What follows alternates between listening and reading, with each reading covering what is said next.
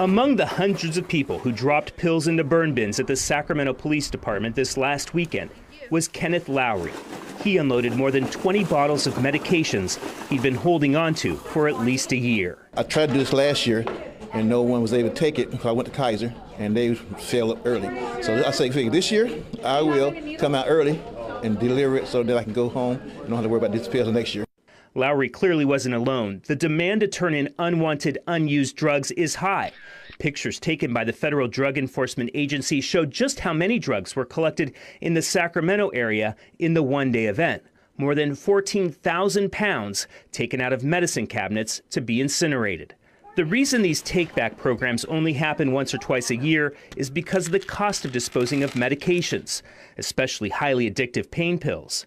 They're treated like jewels under lock and key. They're controlled medicines, so the DEA does not want them just floating around. You're supposed to sign special paperwork when you get these medications. They're very addictive. Heidi Sanborn with the California Product Stewardship Council says they're trying to make it easier for Californians to properly get rid of unwanted drugs. In many other countries, the pharmaceutical companies take care of that, but not here in the U.S.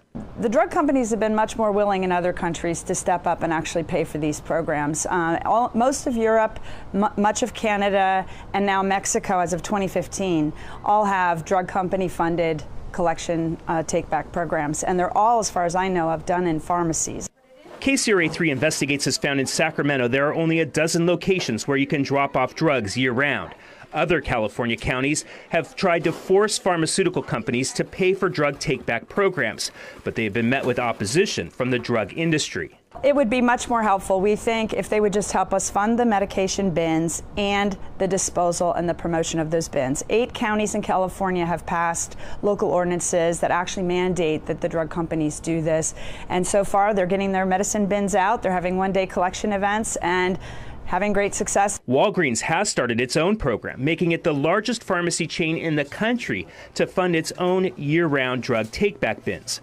Pharma, the Pharmaceutical Association, told KCRA in an email Pharma supports a multi-state public education tool that educates people about the proper FDA-approved methods of in-home medication disposal to prevent drug abuse, diversion, and environmental risks.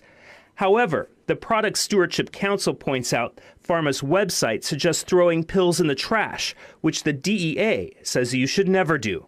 The industry has also fought laws mandating drug makers pay for drug take-back programs, like one in Alameda County. It was challenged by Pharma and a few of the companies' associations all the way to the U.S. Supreme Court. And in the court case, the court found that there was no cost burden to industry. It was less than a penny for every $10 sold as a cost to them to run the program. Sanborn says while some counties are taking action, one part of combating opiate addiction would be a statewide law forcing companies that make the drugs pay to take the drugs back.